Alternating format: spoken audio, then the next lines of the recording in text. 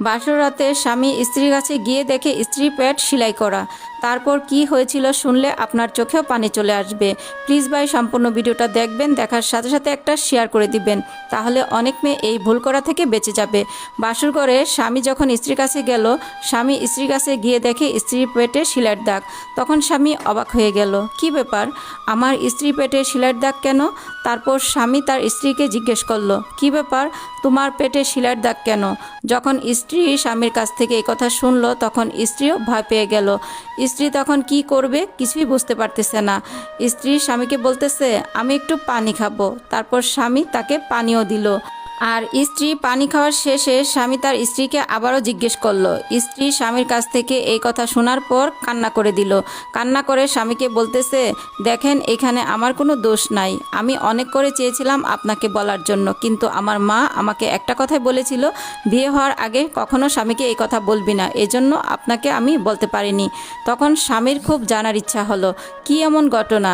তখন স্বামী স্ত্রীকে আবারও বলল, তোমার পেটে সেলাইয়ের দাগ কিসের? তখন স্ত্রী স্বামীকে বলল, আপনি যদি সেলাইয়ের দাগের কথা জানতে পারেন তাহলে আমাকে ডিভোর্স দিয়ে দিবেন, আমার সাথে সংসারও করতে চাইবেন না।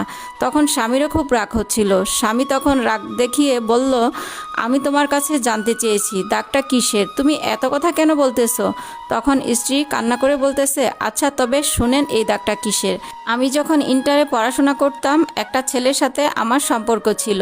সেই ছেলেটাকে আমি পাগলের মতো ভালোবাসতাম। আর আমাদের সম্পর্ক যখন 9 মাসের মতো হয়ে গেল, 9 মাসের মাথায় আমার বয়ফ্রেন্ডের বার্থডে ছিল। তখন সে আমাকে বলতেছে তার বন্ধুর বাসায় নাকি বার্থডে সেলিব্রেশন করবে, আমাকে ইনভাইটও করছে। আমি তাকে অনেক করে বলেছিলাম আমার বাসা থেকে যেতে দিবে না, আমি যেতে পারবো না, কিন্তু সে আমাকে অনেক করে রিকোয়েস্ট করেছিল আমি যদি না যাই তাহলে সে অনেক কষ্ট পাবে, সে নাকি বার্থডে কেকও কাটবে না।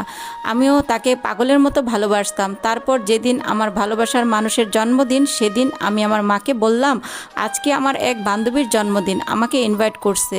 এটা বলার পর মাও আমাকে যেতে দিল।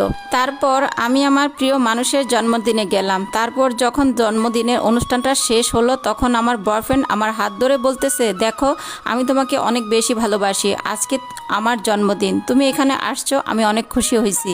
আর এটা বলে আমাকে একটা খারাপ প্রস্তাব দিল। তখন আমি তাকে বললাম, দেখো আমার পক্ষে পসিবল না, এগুলা ঠিক না, তুমি আমাকে ইনভাইট করছো, আমি অনেক কষ্ট করে এখানে আসছি, এগুলা কখনো বিয়ের আগে করতে পারবো না। তখন সে আমাকে অনেক করে রিকোয়েস্ট করলো, আমিও তাকে অনেক করে বোঝাইতেছিলাম, কিন্তু সে বুঝতেছিল না। এক পর্যায়ে সে কান্নাকাটি করতেছিল। আমিও তাকে অনেক বেশি ভালোবাসতাম। তারপর আমিও রাজি হয়ে গেলাম। তারপর আমার সাথে সব কিছুই হয়ে গেল, যেটা আপনারা বুঝতেই পারতেছেন। তারপর সেখান থেকে যখন আমি বাসায় চলে আসলাম তখন আমার কাছে একটা কথাই মনে হইতেছিল, আমি হয়তো খুব বেশি ভুল করে ফেলছি, এটার জন্য হয়তোবা আমার সারা জীবন আফসোস করতে হবে, পচকাতে হবে, কোনো কিছু ভালো লাগতেছিল না। তখন বাসায় গিয়ে আমার বয়ফ্রেন্ডকে যখন ফোন করে দেখি বয়ফ্রেন্ড কার সাথে যেন কথা বলতেছে, তখন আমার কাছে অনেক রাগ হচ্ছিল। তখন আমি তাকে 72টার মতো ফোন করেছিলাম। তারপর যখন কথা বলা শেষ হলো তখন সে আমার ফোন রিসিভ করলো।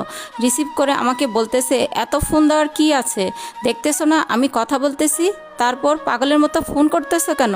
তখন আমার কাছে রাগ হচ্ছিল, এখন তো সে ফোন ধরতেছে না, তার উপর আমার সাথে রাগ দেখাইতেছে। তখন আমি আমার বয়ফ্রেন্ডকে বললাম, কি ব্যাপার, তোমাকে আমি এতগুলা ফোন করলাম, তুমি ফোন ধরতেছো না?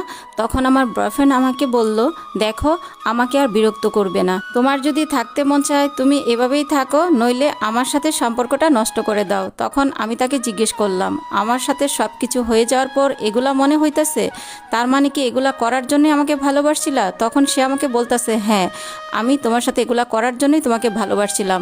এভাবেই তাদের সম্পর্কটা সে ভেঙে দিল, সব জায়গা থেকে আমাকে ব্লক করে দিল। তখন স্ত্রী স্বামীকে বলল, বলেন আমার দোষটা কোথায় ছিল? আমি পাগলের মতো তাকে ভালোবেসেছিলাম, তাকে বিশ্বাস করেছিলাম, এটাই কি আমার ভুল ছিল? তারপর স্বামী তার স্ত্রীকে বলল, আমি কোনোভাবেই তোমার সাথে সংসার করতে পারবো না, তোমাকে আমি ডিভোর্স দিয়ে দিব। একটা ভালোবাসার মানুষকে খুশি করতে গিয়ে তার পুরো জীবনটাই অন্ধকার হয়ে গেল। প্লিজ ভিডিওটা ভালো লেগে থাকলে অবশ্যই বেশি বেশি শেয়ার করে দিবেন। আল্লাহ হাফেজ।